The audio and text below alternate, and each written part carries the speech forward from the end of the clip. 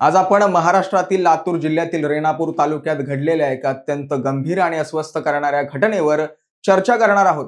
खरोला गावात घडलेल्या या प्रकाराने ग्रामीण भागातील कायद्याची अंमलबजावणी आणि मानवी हक्कांच्या संवेदनशील विषयावर एक मोठा प्रश्नचिन्ह निर्माण केले।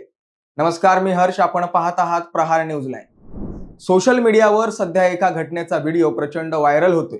या व्हिडिओमध्ये 3 अल्पवयीन मुलांना शेतातील खांबाला बांधून मारहाण केल्याचे दृश्य दिसत आहे।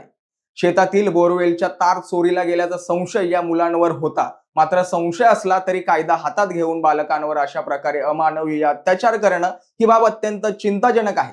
कोणत्याही लोकशाही समाजात कायदा हातात घेणं हे कृत्य समर्थनीय असू शकत नाही। जर एखादी संशयास्पद घटना घडली असेल तर ती तातडीने पोलिसांच्या निदर्शनास आणून देणं हे सुजाण नागरिकाचं कर्तव्य आहे। खरोला गावात जे काही घडलं त्यात ग्रामस्थांनी कायद्याचे रक्षण करण्याऐवजी स्वतःच न्यायाधीशाची भूमिका बजावली, ज्याची सर्व स्तरातून तीव्र निंदा होते। बालकांचे हक्क आणि त्यांच्या सुरक्षेचा विचार करता ही घटना समाजाच्या मानसिकतेवर भाष्य करणारी आहे।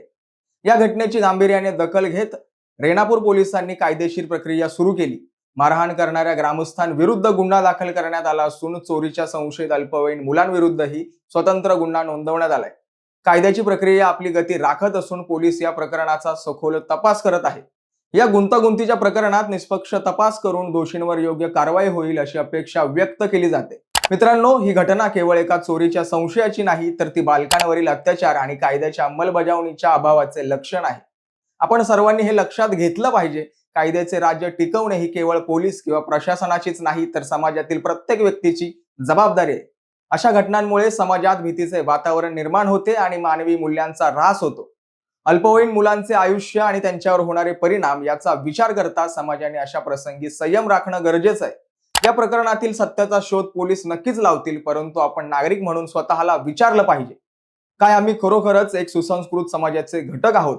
या विषयावर तुमचं मत कमेंट्स मध्ये नक्की सांगा। व्हिडिओ आवडला असल्यास लाईक करा, शेअर करा आणि प्रहार न्यूज लाईव्ह चॅनलला सबस्क्राईब करायला विसरू नका। धन्यवाद।